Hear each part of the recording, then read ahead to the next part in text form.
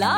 Your train vacation to Malaysia starts from rupees 24,999 only with GT Holidays, South India's #1 travel brand.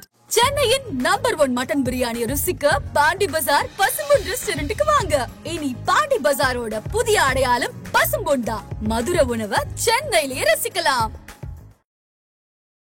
இவ்வளவு serial பண்ணாலும் இன்னும் அந்த கோலங்கள் மனம் அந்த கேரக்டர் தான் நின்னு பேசுது இல்லையா? நிறைய சீரியல்ஸ் நிறைய ப்ராஜெக்ட் நான் பண்ணிருக்கேன். பண்ணாலும் என்ன கோலங்கள் மூலமா தான் ஐடென்டிஃபை பண்ணுவாங்க. நான் நடிக்க தெரியாது. சார் வந்து ஒவ்வொரு விஷயமும் ஒவ்வொரு சின்ன சின்ன மூமெண்ட்லாம் எனக்கு சொல்லி கொடுத்தாரு. ஆக்சுவலி நான் வந்து நடிக்க போகல. நீங்க வந்து ஸ்டார்ட் பண்ணும்போது கொஞ்சம் லைக் ஒரு ஹார்ட் த்ரோப் மாதிரி எல்லா லைக் கேர்ள் ஃபேன்ஸ் உங்களுக்கு நிறைய இருந்தாங்க. அதுக்கப்புறம் பார்த்தா ஒரு நெகட்டிவா நீங்க வந்து உங்களை நீங்க போர்ட்ரே பண்ணிக்கணும். பொண்டாட்டி பேச்சை கேட்டுட்டு என்ன திட்டினாங்க, அசிங்க அசிங்கமா பேசினாங்க. இங்க இன்டர்வியூ வரும்போது கூட நிறைய பேர் கீழே கமெண்ட் போடுவாங்க பொம்பளைங்க எல்லாம். பாருங்க மை சைல்ட்ஹுட் கிரஷ் அப்படின்வாங்க. ஆஸ்ட்ராலஜி எவ்வளவு இயர்ஸா நீங்க வந்து அதுல 10 இயர்ஸா நான் எக்ஸ்ப்ளோர் பண்ணிட்டேன். ஓகே. அண்ட் லைக் ஃபுல் லெங்தாவே நீங்க வந்து என்னென்ன மாதிரி இருக்க போகுது அப்படின்றத தான் நீங்க பாத்தீங்க. ஆமாமா, இந்த வருஷம் நான் ஓப்பனா சொல்றேன், இந்த வருஷம் தமிழ்நாட்டுக்கு அதுவும் சென்னைக்கு மிகப்பெரிய வெள்ளம் வரும். அதனால விஜயை பத்தி கேட்டாங்க. நான் கணிச்சது அடுத்த 15 வருஷத்துக்கு எந்த ஒரு புது கட்சி ஆட்சிக்கு வராதுன்னு சொன்னேன். ஐயோ. ஆமா, அதுக்கு என்ன திட்டுறானுங்க. 2026 வந்து விஜய் வந்து ஆட்சிக்கு வந்துரும் அப்படியா? முட்டா பயிலுங்களா எப்படா வருவாரு? ஏன்னா நிறைய பேர் வந்து மீம்ஸ் மாதிரி போட்டுட்டு இருக்காங்க. இதுல தோத்துட்டா திருப்பி வந்து சினிமாக்கே விஜய் வந்துருவாரு அப்படின்ட்டு. வரட்டும், இப்பவே போட்டுங்க. நான் தான் சொல்றேன்ல, ஒழுங்கா போயிட்டோம். அதன் சினிமா வெட்ஸ்க்கு வீசன் எல்லோட ஒரு பெரிய ஹை. இன்னைக்கு நான் யாரை மீட் பண்ண போறேன் அப்படின்னு சொல்லி பார்த்தோம்னா, இப்போ இருக்க 2K கிட்ஸுக்கு வந்துட்டு தலையணை பூக்கள் வானத்தை போல அப்படின்ற சீரியல் மூலமா வந்து இவங்களை ரொம்ப பரிச்சயமா தெரிஞ்சிருக்கலாம். ஆனா 90s கிட்ஸ்க்கு ரொம்ப ஃபேவரட்டா இருந்த கோலங்கள் மனோ நம்ம கூட இருக்கிறாங்க. ஸ்ரீதர், எப்படி இருக்கிறீங்க? Welcome you all. நல்லா இருக்கேன். ஓகே, நல்லா இருக்கேன். ரொம்ப நன்றிமா. என்னை தேடி வந்து என் கூட பேசுறதுக்காக. சொல்லுங்கம்மா, என்ன கேட்கணும் உங்களுக்கு? இல்ல, ஆக்சுவலா நான் இவ்வளவு சொன்ன இன்ட்ரோலயே அதுதான். இவ்வளவு சீரியல் பண்ணாலும் இன்னும் வந்து அந்த கோலங்கள் மனம் அந்த கேரக்டர் தான் நின்னு பேசுது இல்லையா? அது அப்படிதாம்மா பேசுவோம். ஏன்னா ஒரு ப்ராஜெக்ட் வந்து பெரிய ஹிட் ஆயிடுச்சுன்னு வச்சுக்கோங்களேன், படமா இருக்கட்டும் ஒரு சீரியலா இருக்கட்டும், பெரிய ஹிட் ஆயிடுச்சுன்னு வச்சுக்கோங்களேன், அதை பத்தி தான் நம்ம வந்து பல வருஷங்களுக்கு நம்ம பேசுவோம். இன்னி வரலும் நான் நிறைய சீரியல்ஸ் நிறைய ப்ராஜெக்ட் நான் பண்ணிருக்கேன். பண்ணாலும் என்ன கோலங்கள் மூலமா தான் ஐடென்டிஃபை பண்ணுவாங்க. அது வந்து என்ன சொல்றது, அந்த ப்ராஜெக்டுக்கு உண்டான ஒரு மகிமை, அவ்வளவுதான். ஓகே. ஒரு 20 இயர்ஸ் ஆயிடுச்சு இல்லையா? அப்போக்கும் இப்போக்குமே வந்து ரொம்ப டிஃப்ரெண்டா இருக்கு. அண்ட் அப்போ ஒர்க்கிங்கோட ஸ்டைல்ஸே டிஃப்ரெண்டா இருக்கும். அண்ட் இப்போ ஒர்க்கிங் ஸ்டைல்ஸ் ஏதாவது மாறி இருக்கேனா? அப்போதுல இருந்து இப்போ இருக்கு அப்படியே தானே இருக்கேன். அதுவே ரொம்ப ஆச்சரியமா இருக்கு. எப்படி என்ன ரொட்டீன் இவங்க ஃபாலோ பண்ணிருக்காங்க அதெல்லாம் கேட்கலாம். நான் மாறல, அதனால நானும் எதையும் மாத்திக்கல. நான் அதே ஃபுட் ஹேபிட் எல்லாத்தையுமே அதே மாதிரிதான் ஃபாலோ பண்றேன். ஒர்க் ஸ்டைல பொறுத்த வரைக்குமா, நான் இப்போ வரைக்கும் நான் இண்டஸ்ட்ரியில இருக்கேன். என்னன்னா அந்த காலத்துல வந்து இப்ப கூட நீங்க எதிர்நீச்சல் பாத்திருப்பீங்க, திருச்செல்வம் சார் பண்ணாரு. கதைக்கு வந்து ரொம்ப முக்கியத்துவம் கொடுப்பாங்கம்மா. இந்த காலத்துல வந்து விஷுவல் ஓரியன்டா இருக்கு. கதைக்கு முக்கியத்துவம் கொடுக்கலன்னு நான் சொல்லல, இதெல்லாம் போடாதீங்க, ஓகேவா? குடுக்குறாங்க, என்னன்னா அதை விட விஷுவல் ஓரியன்டா இருக்கு. ஓகே. அண்ட் அப்போ இருந்ததுக்கு வந்துட்டு டிஆர்பி எப்பவுமே டாப்லயே இருந்தது கோலங்களுக்கு. கிட்டத்தட்ட ஒரு கண்டினியூஸ் 6 இயர்ஸ்க்கு வந்துட்டு நம்பர் 1 தான் திருச்செல்வம் சார் பண்ணாரு. எதிர்நீச்சல் இருந்தது. ஆமா, அதுதான். ஏன்னா இது ஸ்டோரி ஓரியன்டா போறது ஒரு பக்கம் இருந்துச்சுனாலும் அந்த ஒரு ஆடியன்ஸோட பல்ஸ் பிடிக்கிறது அப்படின்றது இருக்குல்ல, அது எப்படி அப்போ இருந்தப்போ நீங்க ஒர்க் அவுட் எல்லாம் பண்ணி எடுத்துட்டு வர மாதிரி இருக்கும்? அது வந்து என்னன்னா, நான் என்னமா ஒர்க் அவுட் பண்ண, நான் ஒரு பெரிய ஆளே கிடையாது. சார் சொன்னாரு, நான் பண்ணேன். அதே மாதிரி நான் வந்து ஒர்க் அவுட் பண்றதுக்கு ஒண்ணும் இல்லம்மா, அது வந்து கதையில தான்மா இருக்கு. கதை வந்து எப்படி பண்றாங்கன்றது, அந்த ஸ்கிரீன் பிளே வந்து எப்படி கொண்டு போறாங்கன்றத பொறுத்துதான் இருக்கு. இப்ப என்னன்னா சீரியல்ஸ் வந்து சாதாரணமா 1000 எபிசோடு 1500 எபிசோட்லாம் போகுது. ஆனால் ஒரு லெவலுக்கு மேல போகும்போது என்னதான் இருந்தாலும் ஸ்கிரிப்ட் ரைட்டர்ஸ்க்கு வந்து ட்ரெயின் ஆயிடும் மைண்ட்ல. அது ஒரு லெவலுக்கு மேல போகும்போது அவங்களால என்னதான் பண்ணாலும் திரும்ப திரும்ப அதே தான் பண்ண முடியும், வேற வழி கிடையாது. கண்டிப்பா. ஆனா அந்த காலத்துல அப்படி கிடையாது. இது பார்த்தா கூட திருச்செல்வம் சார்லாம் வந்து ரைட்டர், அவர் டைரக்டருக்கு முன்னாடி அவர் ரைட்டர், அதனாலதான் அவரால் பண்ண முடிஞ்சது, அதனால அவர் பண்ணார். அண்ட் நிறைய பேருக்கு வந்து தெரியாததுன்னா லைக் காஸ்ட் மெயின் கேரக்டர்ஸ் இருக்கிறீங்க ஓகே, பட் ஆனா எனக்கு தெரிஞ்சது எவ்வளவு 2000 மேல எபிசோட் போயிடுச்சு இல்லையா? திரும்ப திரும்ப நான் நிறைய தடவை சொல்லிட்டேன், திரும்பவும் சொல்றேன். என்னன்னா நான் ஒரு தடவை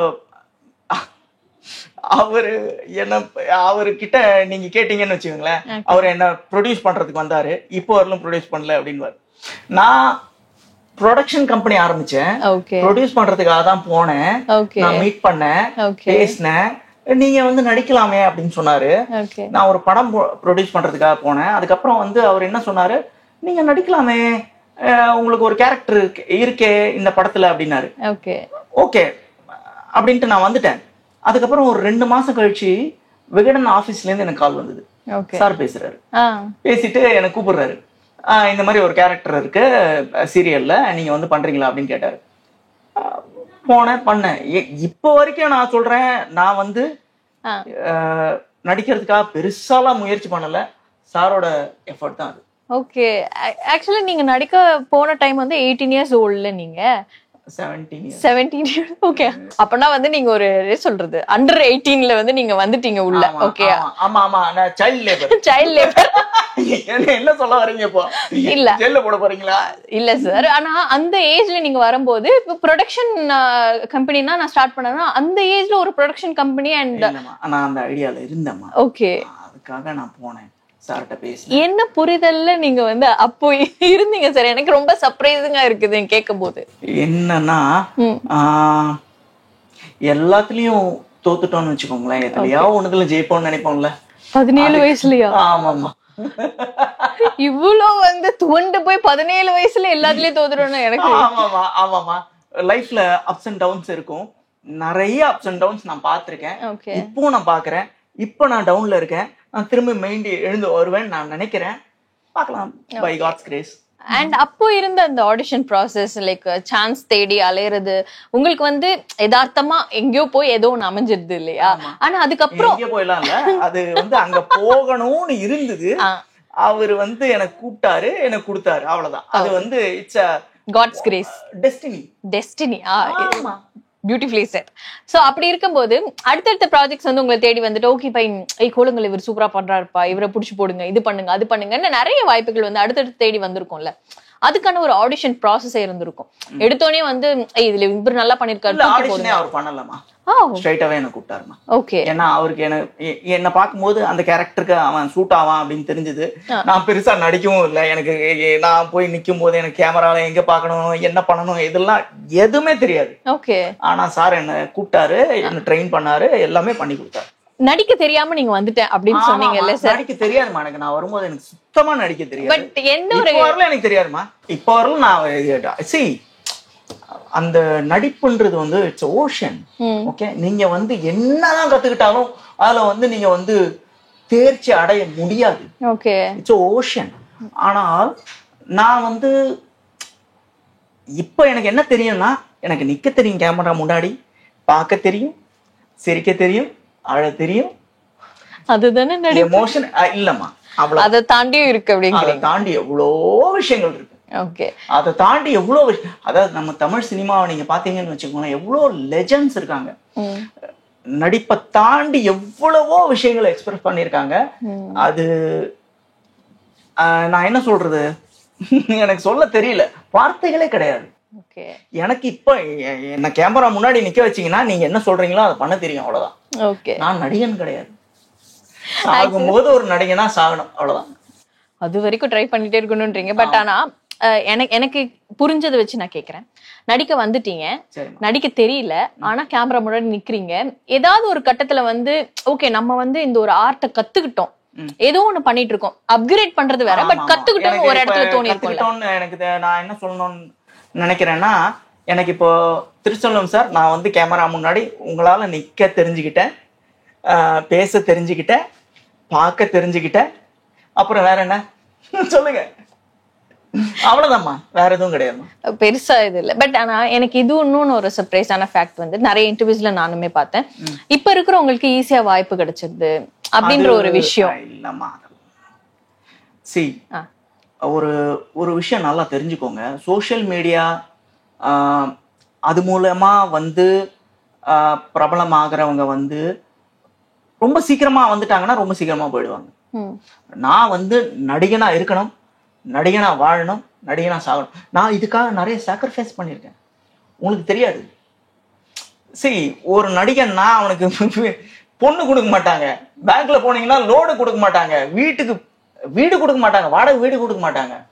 இதெல்லாம் சாக்ரிஃபைஸ் பண்ணாதான் ஒரு நடிகனால ஒரு நடிகன்னு பேர் வாங்க முடியும்.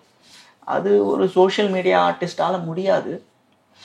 எத்தனை நாளைக்கு ஓடுதுன்னு பார்ப்போம், அவ்வளவுதான். முன்னாடி ஒரு 5 years முன்னாடி எடுத்துக்கிட்டோம்னா சோஷியல் மீடியா பூம் ஆன டைம். பட் ஆனா எல்லாருமே இவ்வளவு ஃபாலோவர்ஸ் இருக்கா அப்படின்னா அவங்களை அவாய்ட் பண்ணிடுங்க அப்படின்னு சொல்லிட்டு இருந்தாங்க. அண்ட் இப்போ நம்ம ரீசெண்டா பார்த்தோம்னா எவ்வளவு ஃபாலோவர்ஸ் இருக்காங்க அண்ட் டேலண்ட் அதுக்கேற்ற மாதிரி இருக்குது இல்ல, அதெல்லாம் ஒரு பக்கம் இருக்குன்னா ஃபாலோவர்ஸ் இருக்காங்களான்னு முதல்ல பாருங்க அப்படின்றாங்க. அண்ட் நிறைய insta celebrities and like insta செலிபிரிட்டிஸ்ன்றதை தாண்டி இன்ஸ்டா ஆக்டர்ஸ்னே சொல்லலாம். இன்ஸ்டா ஆக்டர்ஸ் எல்லாத்தையுமே வந்துட்டு உள்ள ஃபுல் லெங்த் சினி ஃபீல்டு உள்ள நம்ம பார்க்க முடியுது இல்லையா நிறைய இடத்துல. அது வந்து உங்களோட பார்வையில எப்படி இருக்கு? என்னோட பார்வையில ஒண்ணும் கிடையாது, தூக்கி ஓரமா வச்சிருவேன்.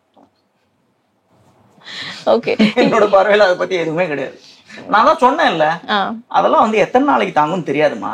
ஏன்னா இப்போ நீங்க பாருங்க, இதுக்கு முன்னாடி ஒரு ஆப் இருந்தது, யூடியூப் முன்னாடி டிக்டாக் ஊத்தி மூட்டாங்களா? இப்போ இன்ஸ்டா ஊத்தி மூட்டினாங்கன்னா முடிஞ்சா? நடிகன் தான், என்னைக்கு இருந்தாலும் நடிகன் தான். கூத்துப்பற்றையில மேடையில போய் நடிக்கிறான் தெரியுமா, அவன் நடிகன். அந்த நடிகன் தான், அவ்வளவுதான். நாங்க அந்த மாதிரிதான் நடிப்புக்காக வாழ்க்கையை அர்ப்பணிச்சிருக்கோம். அதான் அண்ணன் பாக்குற அப்படி சினிமாவுக்காக வாழ்க்கையை நாங்க அர்ப்பணிச்சிருக்கோம், அவ்வளவுதான். Okay, matter over. அண்ட் நிறைய இடத்துலயுமே வந்துட்டு அவங்களுக்கு நடிக்க தெரியல, நடிக்க தெரிஞ்சவங்கள யூஸ் பண்ணுங்க. ஏன் வந்து நடிக்க தெரியாதவங்களுக்கு அது நீங்க இன்ஸ்டாகிராம பார்த்து கூப்பிட்டீங்கன்னா அப்படிதான் வருவாங்க. ஓகே, அப்படிதான் வருவாங்க. பட் இப்போ இருக்கிறவங்க எனக்கு தெரிஞ்சு ஓரளவுக்கு யூடியூப்ல ஃபேமஸ் ஆனவங்க ஒரு நல்ல நடிக்க தெரிஞ்சவங்க. நீங்க ஆடிஷன் பண்ணி எடுங்கம்மா. அம்மா, நடிப்புக்காக அர்ப்பணிச்சு தன்னுடைய வாழ்க்கையை அர்ப்பணிச்சு வரவங்க, அது வந்து அதோட டெடிகேஷன் வேற. ஓகே, நீங்க வந்து யூடியூப்ல இன்ஸ்டாகிராம்ல ஏதோ ஒரு வீடியோ போட்டா அது வந்து ஒரு 10 மில்லியன் போயிடுச்சு அப்படின்றதுக்காக நீங்க கூப்பிட்டீங்கன்னு வச்சுக்கோங்களேன், நான் சொல்றதுக்கு எதுவும் இல்லம்மா, நீங்க பாத்துக்கீங்க, பிராக்டிகலா எக்ஸ்பீரியன்ஸ் பண்ணுங்க. ஓகே, நீங்க நடிக்க வரும்போது எதுவுமே எனக்கு தெரியல நான் வந்து ஆக்சுவலி என்னன்னா நான் நடிக்க தெரியாது.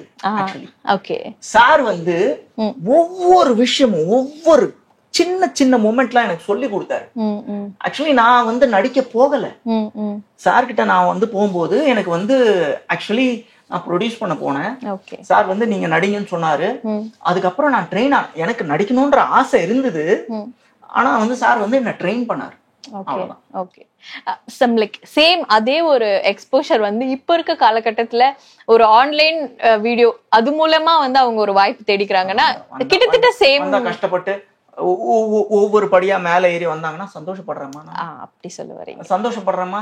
வந்த உடனே அப்படியே எல்லாரும் போயிட முடியாதுமா. ஒவ்வொரு படியா ஏறி வரட்டும், நான் சந்தோஷப்படுறேன், நான் ஏத்தி விடுறேன். அண்ட் இவ்வளோ வருஷங்கள் இவ்வளோ ப்ராஜெக்ட்ஸ் நிறைய லைக் படம் கூட பண்ணியிருக்கீங்க. அண்ட் இப்போ ரிப்பீட்டடா நிறைய இதுல வந்துட்டு உங்களோட சாங் கூட வைரல் ஆச்சு. இந்த மாதிரி இருக்கும்போது சாங் நீங்க போடுவீங்களா உங்க சேனல்ல? சாங் போட்டா காப்பி ரைட் வந்துரும். சரி, நீங்க பாடுனீங்கன்னா அது போடலாம் சார். நான் பாட மாட்டேன், பாடலாம் தெரியாது ஆக்சுவலா. என்னன்னா நான் பாட கத்துக்கிட்டேன் சின்ன வயசுல, அப்புறம் அதுக்கப்புறம் விட்டுட்டேன். சரி, இப்ப ட்ரை பண்ணி பார்க்கலாம். வேணாம். பட் எங்க சுத்தி பார்த்தாலும் வந்துட்டு இன்னும் ஸ்டிக்கிங் டு கோலங்கள் அப்படின்னும் போது நம்ம எவ்வளோ ப்ராஜெக்ட்ஸ் பண்ணி எவ்வளவுதான் வந்து புதுசா ஏதோ ஒரு இடத்துல நம்மள எக்ஸ்ப்ளோர் பண்ணி ஏதோ நம்ம நடிக்க கத்துக்கிட்டே வந்தாலும் இன்னும் நம்ம ஸ்டார்டிங் பாயிண்டே சொல்றாங்கன்னும் போது உங்களுக்கு திடீர்னு ஓகே இது என்ன இது நம்மளால வந்து அத லைக் கெட் பாஸ் பண்ணி வர முடியலையா அந்த மாதிரி யோசனை வந்து? அப்படி இல்லம்மா. என்னன்னா எது பெரிய விஷயம்னு மக்களுக்கு நல்லா தெரியுது. இப்போ நிறைய பேர் வந்து என்கிட்ட வந்து சொல்றாங்கன்னா, நான் சின்ன வயசுல பார்த்தேன். ஏய், நானும் அப்ப சின்ன வயசுல தான்டா இருந்தேன். எனக்கு 17 வயசு தான். நான் அப்ப நடிக்கும் போது நானும் சின்ன வயசுல தான் இருந்தேன் அப்படின்னு. அது என்னன்னா, நம்ம நான் சன்ல வந்து ஒரு 13 ப்ராஜெக்ட் பண்ணிருக்கேன். எத்தனை ப்ராஜெக்ட்ஸ் நீங்க பண்ணாலும் ஒரு ப்ராஜெக்ட் உங்க மனசுல நிக்குதுன்னா அது வந்து அந்த கிரியேட்டரோட இதுதான், நச்சுதான், வேற எதுவும் கிடையாது. கண்டிப்பா. அண்ட் நீங்க வந்து ஸ்டார்ட் பண்ணும்போது கொஞ்சம் லைக் ஒரு ஹார்ட் த்ரோப் மாதிரி எல்லா லைக் கேர்ள் ஃபேன்ஸ் உங்களுக்கு நிறைய இருந்தாங்க. அதுக்கப்புறம் பார்த்தா ஒரு ஒரு எப்படி சொல்றது, கேரக்டரே ஒரு வேற இல்ல இல்ல இல்ல என்ன சொல்ல வரீங்க? இல்ல ஒரு வேற ஆர்க் எடுத்தது. என்ன ஆர்க்? ஒரு நெகட்டிவா நீங்க வந்து உங்களை நீங்க போர்ட்ரே பண்ணிக்கணும். பொண்டாட்டி பேச்ச கேட்டுட்டு என்ன திட்டினாங்க, அசிங்க அசிங்கமா பேசினாங்க. வேற என்ன வேணும் சொல்லுங்க. இல்ல சார், ஆரம்பிக்கும் போது ஒரு லவர் பாய் மாதிரி ஆரம்பிச்சுட்டு ஒரு வேற வேற டிஃபரெண்ட் டர்ன்ஸ் எடுத்துட்டு அம்மாவை திட்டுறீங்க, பொண்டாட்டி பேச்சு நடக்கிறீங்கன்னா இப்போ ரியாலிட்டியில அது கூட ஒத்து போகுது சார். ஏன்னா நிறைய பேர் இப்போ வந்து இங்க உங்க இன்டர்வியூ வரும்போது கூட நிறைய பேர் கீழே கமெண்ட் போடுவாங்க பொம்பளைங்க எல்லாம். பாருங்க, மை சைல்ட்ஹுட் கிரஷ் அப்படின்வாங்க. எனக்கு ஒண்ணும் ஜாஸ்தி வயசு ஆகல, 40 தான் ஆகுது. நான் இன்னும் வந்து ஐம் யங், தட்ஸ் இட். அப்படி எல்லாம் பேசாதீங்க அப்படிங்கிற மாதிரி நான் போடணும்னு நினைப்பேன். எனக்கு எல்லாத்துக்கும் நான் போட முடியாதுல்ல. அது ஒரு பக்கம் இருக்குன்னா, இந்த ஊருக்கு போனா எல்லாருமே எல்லா இடத்துலயும் திட்டுறாங்க இல்லையா அந்த டைம்ல. திட்டட்டும், திட்டிட்டு போட்டோம். நான் இப்போ வந்து சில விஷயங்களை பத்தி பேச போறேன், அதுக்கும் என்ன திட்டுவாங்க. திட்டட்டும், ஓகே ஃபைன், திட்டட்டும். நல்லதை ஏத்துக்கிறவங்க ஏத்துக்கட்டும், திட்டுறவங்க திட்டட்டும், அவ்வளவுதான்.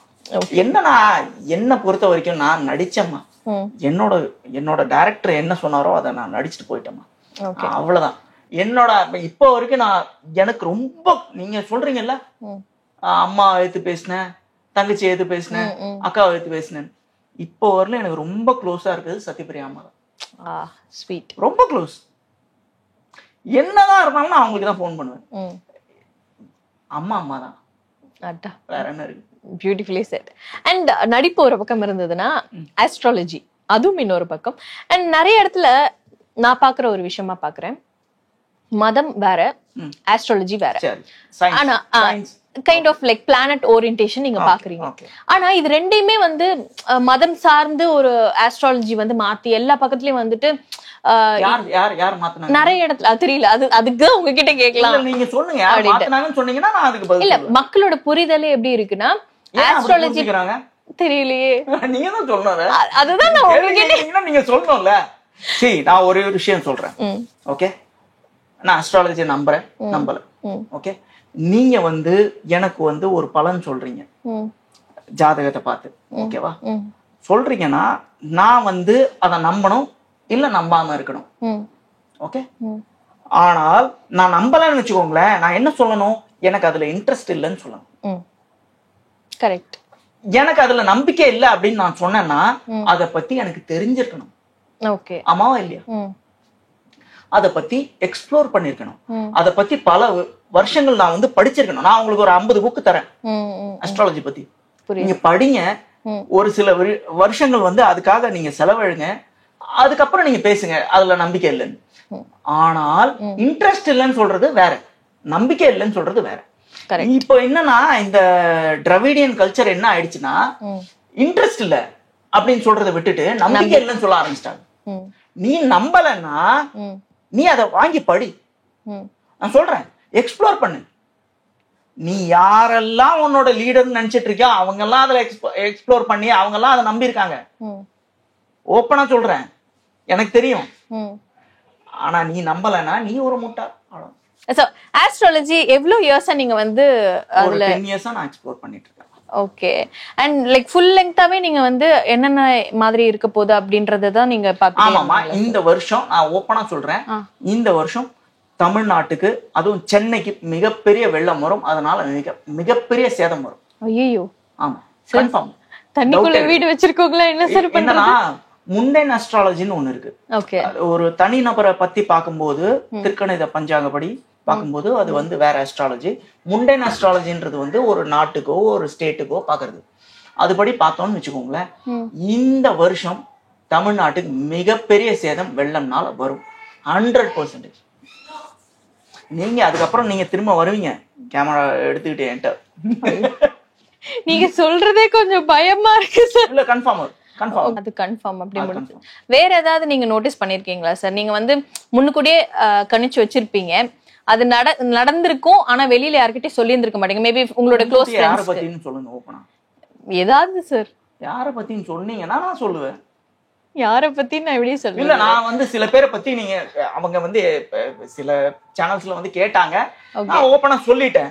நீங்க யாரை பத்தின்னு கேளுங்க நான் சொல்றேன். நீங்க ஓபனா கேட்டீங்கன்னா சரி ஓகே. இப்ப வந்து லைக் மறைந்த தலைவர் விஜயகாந்த் அப்படி எடுத்துக்கலாம். அவங்களோட இதுமே வந்துட்டு நிறைய பேர் இந்த வருஷத்துல இறந்துருவாங்க அப்படிங்கறத வந்து சொல்லி இது மாதிரி பண்ணிருந்தாங்க. பட் ஆனா எதிர்பாராத விதமா நடந்த மாதிரி இருந்தது. சொல்லணும்னா வந்து ஒரு லெஜெண்ட். அவர் வந்து என்ன சொல்றது, நான் வந்து அப்பதான் நடிக்க ஆரம்பிச்சேன். நான் வந்து ஏவிஎம் ஸ்டுடியோஸ்ல வந்து ஓரமா உட்காந்துட்டு இருந்தேன். அவர் வந்து ஃபைட் சீன் எடுத்துட்டு இருக்காங்க. ஓகே சார் என்னை பார்த்து சிரிச்சுட்டே இருந்தாரு. ரொம்ப நேரமா சிரிச்சுட்டே இருந்தாரு. எனக்கு புரியல இது ஆக்சுவலா வந்து நான் எனக்கு பயம் போய் பேசுறது. ஏன்னா நான் புது நடிகன் இல்லையா. அதுக்கப்புறமா அவரே ஒரு டைம்ல அதை கிராஸ் பண்ணி போகும்போது கை பிடிச்சி கூப்பிட்டு ஏய் நல்லா பண்றல அப்படின்னாரு. அவர்லாம் வந்து ஒரு லெஜெண்ட்மா. அவர்லாம் வந்து அவரை பத்திலாம் என்ன சொல்றது, பெரிய மனுஷன்னா சொல்றதுக்கு வார்த்தையே கிடையாது. ஓகே.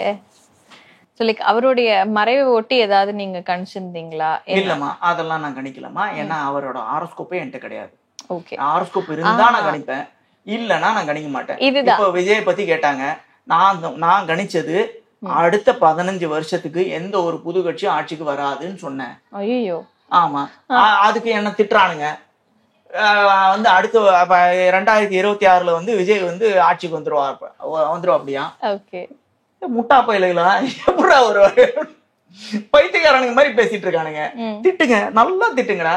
எனக்கு என்ன வந்துச்சு? ஓகே. இல்ல இருக்கிறத சொல்றேன். யார் வருவான் ஏதாவது ஒரு, அதுவும் இப்போ கூடிய சீக்கிரமா இருக்கு. 2 டிராவிடியன் பார்ட்டிஸ் தான் வரும். வேற யாரும் வர மாட்டாங்க. Okay fine sir. 2026 டிஎம்கே தான் வரும். ஓகே, டவுட்டே கிடையாது. ஏன்னா நிறைய பேர் வந்து மீம்ஸ் மாதிரி போட்டுட்டு இருக்காங்க, இதுல தோத்துட்டா திருப்பி வந்து சினிமாக்கே விஜய் வந்துருவாரு அப்படின்ட்டு. வரட்டும், இப்பவே போட்டுமே. நான் தான் சொல்றேன்ல. ஓகே, ஒழுங்கா போயிட்டோம். ஓகே, இது வேலைக்கு நான் என்ன சொல்றேன், 15 வருஷம் வெயிட் பண்ணு அப்படின்றேன். வெயிட் பண்ணாருன்னா அந்த லெவலுக்கு எவால்வ் ஆனார்னா நிச்சயமா விஜய் வந்து ஒரு பெரிய லீடரா வருவாரு. ஆனா அப்படி இல்ல, அவசரப்பட்டாருன்னா 2026 கட்சியை மூட்டு போக வேண்டியதான். அதே மாதிரி 15 வருஷம் ரஜினிகாந்த் அவர்களும் வெயிட் பண்ணாரு இல்லையா? 15 வருஷம் ரஜினிகாந்த் கட்சியே ஆரம்பிக்கலனாலும் தெரியும் அவருக்கு கட்சியே ஆரம்பிக்கல. அவரு ஒரு அரசியல்வாதியாவே வந்து எவால்வ் பண்ணிக்கல அவரை. அதுக்கும் இதுக்கும் நிறைய வித்தியாசம். ரஜினிகாந்துக்கும் விஜய்க்கும் நிறைய வித்தியாசம் இருக்கு. அவரு வந்து எப்ப கட்சி ஆரம்பிக்கிறேன்னு சொன்னாரோ ஆரம்பிச்சாரோ அதுல இருந்து ஒரு 6 மாசத்துல மூட்டாரு எல்லாத்தையும். அந்த மாதிரி பயம் இருந்ததுன்னா விஜயம் போயிட்டோம். என்ன இப்ப எல்லாரும் திட்டுவாங்க, எனக்கு தெரியும்.